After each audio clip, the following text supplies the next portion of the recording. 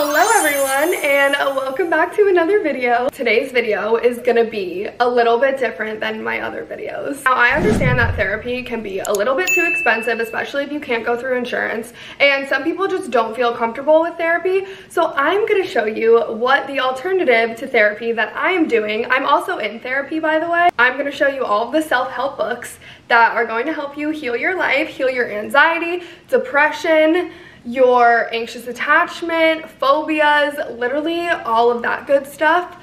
I am somebody who has struggled with my mental health for years and years and years, and it just seems like every year is something new. So I decided that I'm gonna make Chat GPT my new therapist. And basically what I did, and I saw somebody do this on TikTok before, and I don't remember who it was, otherwise I would tag her, so I am not stealing her idea and making it my own. This did come from somebody else, not all of the books, but the concept. Basically, I typed into Chat GPT, I need a healing college course to help my anxiety, depression, anxious attachment, heartbreak, BPD, literally everything that is going on in my life, and I need a college course of books. So that is what ChatGPT did. And I also went to the store and bought some of these books myself just from reading the covers and reading a little bit about them, and decided that I'm going to share with you all of the books to help heal every single aspect of your life, at least when it pertains to mental health. I'm a true believer that if you do not have your mental health, you literally have nothing. So instead of just going straight to the money books and the manifestation books and all of that, we need to get to the root issues of why it is that we block ourselves, all of the different mental illnesses that I know I've been diagnosed with, like literally everything under the sun. We just need a full understanding, and that's exactly what these books are all going to give to us. I decided to split this up into different sections of how I want to basically reteach my brain, reparent myself, and just heal everything that's happened this far in my life. I am fully deep diving into my healing era. After some recent past events, I literally cannot live a certain way anymore. I cannot deal with toxic relationships, toxic friendships. I cannot overgive to people who give nothing back to me. I cannot sit here in negative thinking. I cannot be dealing with depression, anxiety, all these weird phobias that I just started developing. And you know what? We're just not doing that. We're mastering our minds, and we're sitting here, we're learning about ourselves, and we're undoing all of the programming that's been done and really healing all of the trauma. So let's dive right into this. Starting with number one, I thought this book was really cute. I've actually seen it on TikTok a few times, and I just think overall starting your morning journaling, writing what you're grateful for, or just reading something like that's gonna make you happy and put you in a good mood and kind of set you up for the day is very important. So I got this book. It's called Journey to the Heart: Daily Meditations on the Path to Freeing Your Soul, and it's just like little excerpts, and they're honestly, I don't know if you could see that, and they're honestly just so cute, and it kind of just gives you something to think about, gives you something to journal about, and just sets you up for a good day. I know there was one passage that was talking about instead of focusing on what's going wrong, focus on what's going right. So kind of just like mindset shifts and just things to make you feel good in the morning. I feel like a good place to start about healing is to read books that kind of just give you an overview of life, because I think when sometimes we focus so much on specific issues and specific problems, we don't really get a bird's eye view of everything that's going on, and we kind of just hyper focus on one thing, and it like takes over our entire thought space. So I decided that I want to read The Power of Now again. This book is absolutely amazing. It's actually the book that brought me kind of on like a spiritual journey, or at least started it, and it was kind of the first book that I ever read in the self-help genre, and it literally changed everything for me. I remember I was going through a breakup at that time, and it just like got me through so fast. Not saying that that's what it's supposed to do, but it really helped me get over a lot of stuff. So I think reading The Power of Now puts a great perspective on life. It basically just teaches you how to stay in the present and let go of the past and make the present like the best possible so that you can build a better future. And it really just helps you kind of let go and forgive and move past things when you're not so focused on the past. And then I got this book. It's called The Book of Secrets: Unlocking the Hidden Dimensions of Your Life by Deepak Chopra. This is kind of just like about life overall and the insights that he's gotten and his little book of secrets. So I think this is going to be very beneficial as well. This author and Eckhart Tolle, I definitely botched that. These are amazing, amazing authors to go by, and they really just give you a whole like refreshed look on life in general. Something that I struggle with a lot is perfectionism and self-worth. I am so hard on myself. It does not matter how much praise and outside validation I get. I am literally my harshest critic. I'm like an evil ballet teacher. If you were a dancer, you know what I'm talking about. And I really just need to work on my self-esteem and not tearing myself down for every little thing. So the next section is going to be about self-love, because that is just one of the best places to start with when you go on your healing journey. And I feel like everything just stems from there. It's like you get a whole new life perspective, then you love yourself, then you can get into like the nitty-gritties and psychologies of all your traumas. I don't know, maybe it's just me. But the first book that I have here is Radical Acceptance, Embracing Your Life with the Heart of Buddha by Tara Brach. I'm sorry if I botch any of these names. So I actually read a few chapters of this book on my Kindle, but I wanted it in physical form because I've really been enjoying like highlighting and writing in them and kind of just like messing up my books. I don't know, sorry to people who are like not into that. This goes into detail about accepting yourself and your self-worth, and basically just building back all that self-esteem and acceptance and compassion within yourself, and really embracing who you are as a person instead of, you know, tearing yourself down trying to be like somebody else, all of that jazz. The next book I got is called The 6 Pillars of Self-Esteem. I realized that confidence and self-esteem are two completely different things. I have confidence. I have the courage to go out and do things. I have the confidence to go in a room with people I don't know and talk to anybody. I have the confidence to go on the internet and speak. Like that, it's not a problem. But my self-esteem is a problem. My feeling of deserving certain things, of feeling worthy of certain things, of really looking inside myself. Like everybody else, kind of like I said, can tell me how amazing I am, but like I am just like, am I? Like, I don't really know. I'm hoping that this book really helps me, because I think that when you end up working on your self-esteem, you start attracting different experiences and different people. And there are some people on this planet that I never want to cross paths with again. So hopefully this book just raises my self-esteem to a point where I literally don't even have to breathe the same air as them. Respectfully. My rug is fluffy, but I really need a pillow to continue this because I'm unwell. Now, I have been suffering from toxic friendships and toxic relationships for a while now, and I just have a tendency to overgive more than I get back, and abandonment issues and anxious attachment and all that jazz. I am a recovering people pleaser. I'm just telling you guys like everything so you know that like you're not alone in this. Like even though I'm making self-help videos, like these videos are also for me. I watch them and I will be like, okay, and me telling you is like engraving it in my brain as well. So I'm nowhere near perfect or healed at all, but we're starting. So now this is going to be about relationships and not people pleasing and being able to lose people and tell people to go screw themselves, honestly, without having to worry about a goddamn thing. So the first book I actually already started reading because I think it's very prevalent as of right now. And it's called Set Boundaries, Find Peace, A Guide to Reclaiming Yourself. It's actually really good. It kind of goes over like the certain traumas of like why it is that you don't have strong boundaries. It goes over certain boundaries that you might have, certain tendencies. And yeah, I'm actually really enjoying it. I've always heard about boundaries and I've been like, yeah, I have boundaries, but I feel like I always allowed other people to show me what my boundaries were, and I never really made them for myself. And if I did and somebody crossed them, I would almost like compromise for them and just be like, oh, it's fine. But we're no longer neglecting ourselves this year, and we're not compromising our boundaries or any aspect of ourselves to keep anybody else around.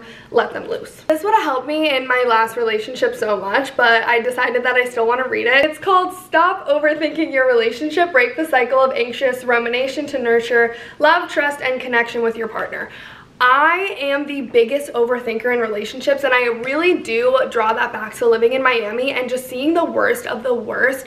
I have seen all the cheating boyfriends, all the cheating husbands. I have seen people do some wicked stuff and just say some crazy things. So I'm just always thinking about the worst outcome possible, and I hate that so much. And so it causes me to overthink the relationship I'm in, just because I guess I've seen what other people are capable of. Hopefully this just stops, because I can't do the overthinking anymore. I read some parts of that book attached that like everybody reads, but honestly I already knew I was anxious. I don't even have to take the test.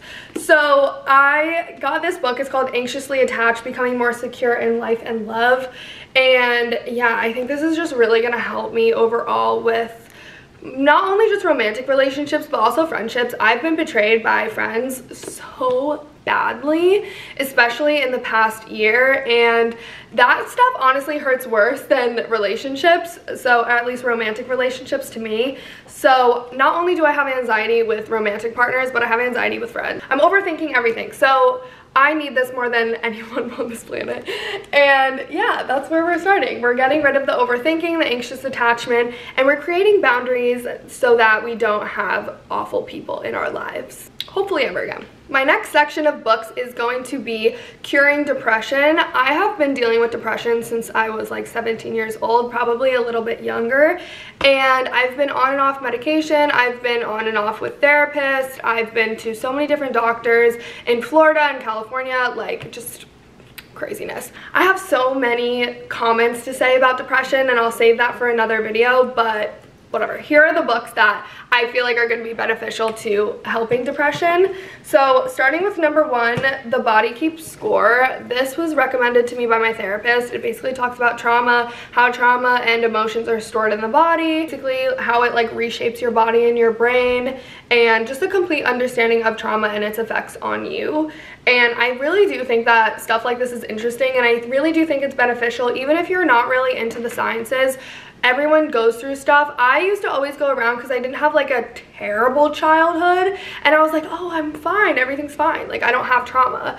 And as I've kind of unpacked certain behaviors and really traced back like certain things I've done, it does stem from certain traumas that I've had. So I just think stuff like this is very beneficial for literally anybody. Next, this book is actually huge, but I'm really excited to read it. It's called Feeling Good, The New Mood Therapy. I think also because I've been medicated with so many different things and I've had different reactions to stuff, I really am just interested in like what is going on. Plus, for those of you that didn't know, I'm actually a neuroscience major in school. I think I'm going back to school this summer. I kind of just needed to take a year to like breathe. I love this stuff overall, but I also do think it's very beneficial, especially if you do suffer from mental illness, to kind of do your own research because not everybody can be trusted. Basically, this book is recognize what causes your mood swings, nip negative feelings in the bud, deal with guilt, handle hostility and criticism, overcome addiction to love and approval, beat doing nothingism, avoid the painful downward spiral of depression, build self-esteem, and feel good every day. This just has a lot of information in it. It also talks about antidepressants and just how like we do things in modern day medicine and what's actually going to help us. So I think this will be very beneficial. The last book I have for depression is The Art of Happiness by the Dalai Lama. I feel like who else can talk about happiness and good vibes than this man? Basically, it's just a bunch of different chapters on happiness. We have reclaiming our innate state of happiness, the sources of happiness, etc., etc. And yeah, I just feel like this is gonna be cute and good. And I love like Buddhist people, or just like, I don't even know, I really hope he's Buddhist. I don't even know. If he's not, I'm so sorry, but I just love people like this.